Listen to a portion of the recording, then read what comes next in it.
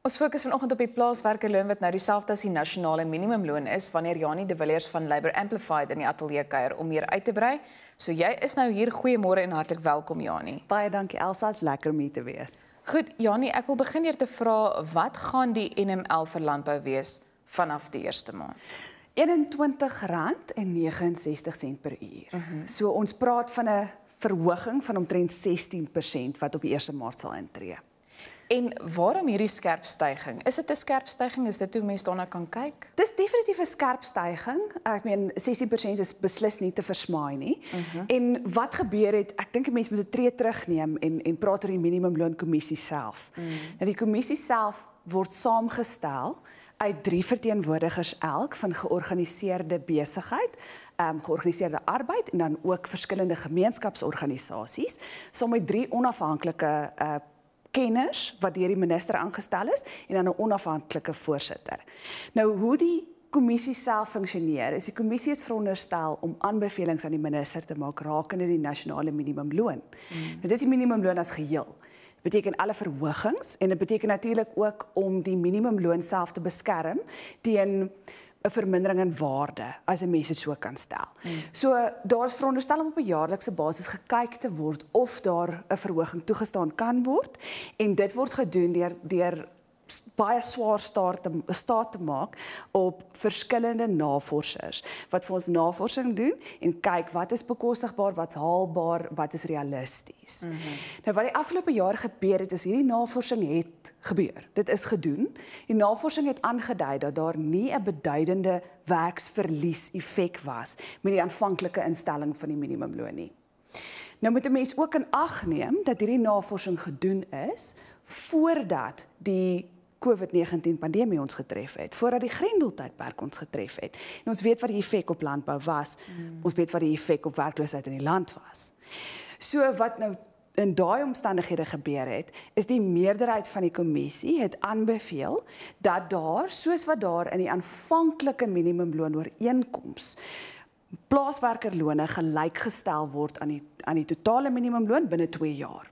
Dit was ons tydperk. Dit was die tyd om die minimumloon te hersien en dit was die tyd waar almal in die land veronderstel was om op dieselfde minimumloon te wees. As 'n minderheidsmening het ons 3 besigheidsverteenwoordigers op die nasionale minimumloonkommissie besluit dat ons 'n aanbeveling sal maak om te sê 'n mens moet die effek van COVID-19 en die Grendeltydperk in ag neem. Met ander woorde, ons het nie navorsing wat vir ons sê wat die effek op landbou gaan wees nie. So ons kan nie 'n aanbeveling maak wat sê ons moet nou gelykstel nie. En die minderheidsverslag van die minimumloonkommissie was ook in die Staatskoerant gepubliseer gewees. Dit is as een geheel as 'n aanbeveling aan die minister gegee, saam met die meerderheidsbesluit en die minister het daarvolgens opgetree, het toe nou 'n besluit geneem. Goed, so jy verwys na 'n aanbeveling. So is dit dan nou net die minister wat so 'n besluit neem of op die einde van die dag besluit wat die uiteinde daarvan gaan wees? En is daar 'n sekere tydsraamwerk wat gekoppel kan word aan daai besluitnemingsproses? Weet jy, dis 'n interessante situasie want op die einde van die dag is die minister van werkskepping en hoe staan hy nou bekend? Arbeid en werkskepping. Is mos nie meer net arbeid nie. Nou die minister het 'n absolute diskresie as dit kom by die nasionale minimumloon. Die minister besluit. Die minimumloonkommissie maak sekere aanbevelings. Daar was 'n tydperk gegee waar die publiek self kon inskryf en hulle menings gee en so voort. So daar's 'n hele deelnemingsproses gewees wat die minister gevolg het. Maar op die ou einde van die dag is dit die minister wat die besluit neem. En daar is nie 'n tydperk aangekoppel nie. Daar's ook nie in die wet is 'n spesifieke tyd gegee waar daar elke jaar 'n besluit geneem moet word oor wanneer die minimumloon aangepas moet word al dan nie. So ons was eintlik half uitgelewer aan die besluitnemingsproses van die minister en dit is die geval. Dit gaan ook die geval in die toekoms wees. Verduidelik net vir ons vir 'n oomblik wat presies is die nasionale minimumloonkommissie se funksie? Die funksie is raadgewend. So wat daar moet gebeur is, soos ek nou vir jou gesê het, hoe die minimumloon saamgestel word, is dieselfde sosiale vennote wat by Nedlac is. So dis 'n geleentheid vir 'n hele groep mense om mekaar te vind en 'n aanbeveling hopelik op 'n konsensusbasis aan die minister te maak. Dis slegs aanbevelings. Dis nie 'n besluitnemingsproses nie, dis nie 'n besluitnemingsliggaam nie. Dis slegs 'n liggaam van kenners wat bymekaar gestel is om 'n bepaalde aanbeveling aan die minister te maak. Omdat die minister se eie diskresie is om te besluit oor die nasionale minimumloon, is ons in dieselfde posisie as die res van die publiek. Ons sit ook en wag, ons sit ook en kyk. Ons weet ook nie op die einde van die dag wat die minister gaan besluit nie. Vir hierdie bepaalde besluit het ons die dag wat dit aangekondig is op die 8de Februarie, 9:30 die aand 'n e-pos gekry met die Staatskoerant aangekoppel dat die besluit reeds geneem is. So die minister neem sy diskresie baie ernstig op en neem daardie diskresie sonder enige insaag verder van die minimumloonkommissie nadat ons aanbevelings gemaak het. Goed, wat gebeur nou volgende? Die loon word geïmplementeer. So op die einde van die dag het die minimumloonkommissie 'n taamlike moeilike taak. Want dis balans. Dis die hele tyd moet daar 'n balans gevind word tussen hierdie minimumloon wat 'n eis stel aan werkgewers, veral in landbou, dis 'n enorme insetkoste. Arbeid is regtig 'n enorme insetkoste. Mense moet daardie balans handhaaf tussen die loon self. As ons praat van 'n 16% verhoging, praat ons van ongeveer R3 'n uur verhoging. So ons kom van 'n baie lae basis af en ons moet dit ook vir mekaar sê. So dis die balans tussen die werkgewers wat regtig swaar trek op hierdie stadium. Ek dink nie enige iemand kan daarteen stry nie, maar aan die ander kant het 'n mens werknemers of werkers wat ook ontsettend swaar trek en wat regtig nie, dis nie 'n besondere hoë loon nie. Die nasionale minimumloon is regtig nie 'n besondere hoë loon nie.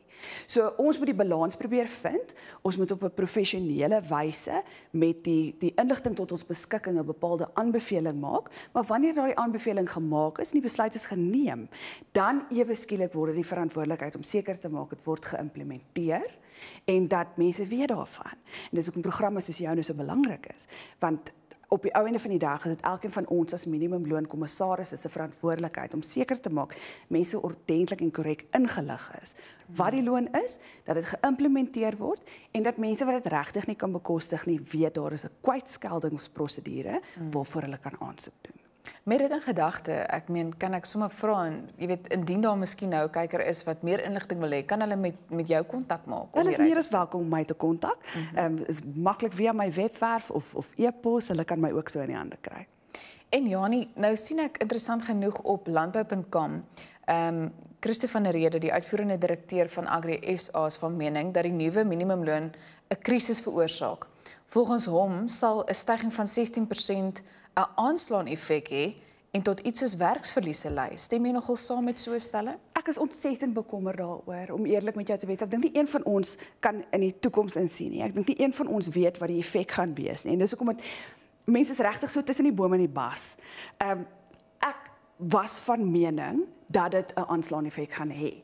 En dis hoekom ek deel was van die minderheidsverslag wat gesê het ek is ontsettend bekommerd, kan ons kyk na 'n VPI verwante verhoging en dan 'n stadiger infaseringsproses na die volledige minimumloon. Dat dit nie so eensklaps gebeur nie, want ek dink dis almal se bekommernis. As jy gaan kyk na die geskiedenis van lone in landbou, toe die minimumloon die heel eerste keer ingestel is in terme van 'n sektorale minimumloon, was daar 'n werksverlies effek wat tot vandag toe nie ingehaal is nie. Dis nie 'n sektor wat pryskokke kan hanteer nie, glad nie. Dis hoekom dit as 'n kwesbare sektor beskou word en ja, ek is opreg bekommerd daaroor. Die tyd sal ons leer, ons sal nie weet tot ons volgende jaar dalk is nou weer hier sit in dieselfde gesprek hier nie, wat 'n mens kan sien wat die effek gaan wees, maar ek voorsien dat werkgewers gaan nou moet sit en mooi beplan en kyk in hulle besighede, kan ek regtig nog mense aanvat? Indien nie, gaan ons 'n situasie hê waar ons 'n sektor het wat eintlik werk kan skep wat nou nie kan bekostig om dit te doen nie. En dis eintlik ook vir my 'n tragedie. Jy weet dan fokus mense ook op die huidige stand van sake rakende die pandemie wat steeds met ons is. So ek weet is moeilik om te voorspel en mense gaan maar moet wag en sien wat gebeur nou met so 'n volgende aankondiging. Maar dink jy dit gaan nog steeds 'n daadwerklike effek hê op die volgende proses wat hiermee saamgaan? Ek is oortuig dit gaan. En wat nou moet gebeur is die minimumloonkommissie doen weer navorsing hierdie jaar. Dis nie iets wat net een keer gebeur nie. Dis 'n jaarlikse proses. So die navorsers wat nou inkom, gaan nou 'n bietjie van 'n voordeel hê bo die vorige groep wat die navorsing gedoen het, want hulle het al die data nou wat die pandemie betref. En dit gaan ingewerk word nou saam met die skielike verhoging vir landbou.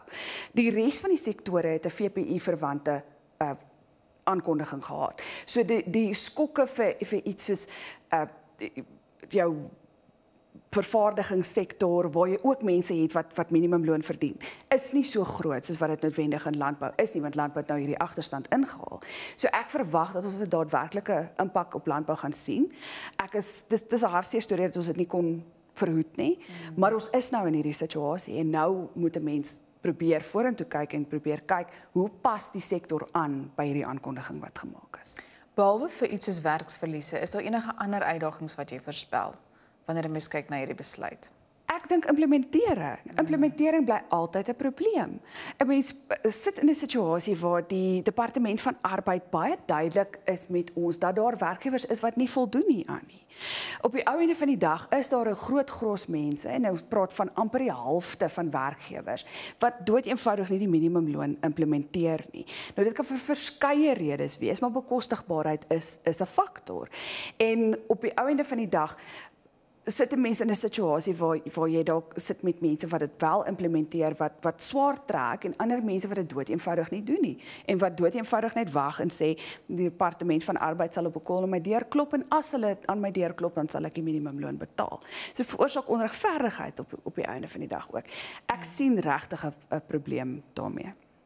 Hierdie is sogenaamde navorsing dan, wat op 'n jaarlikse basis gedoen moet word, of gedoen word. Is daar enige iets wat so 'n proses kan verbeter of bietjie meer vergemaklik? Samewerking. En daarvoor is ek baie dankbaar. 'n Mens gaan baie swaar steun op jou georganiseerde landbou, op jou landbouorganisasies, om seker te maak dat hulle lede deelneem. Want 'n mens kan nie in 'n situasie verval waar die navorsing gedoen moet word en waar jy niemand het om mee te praat nie.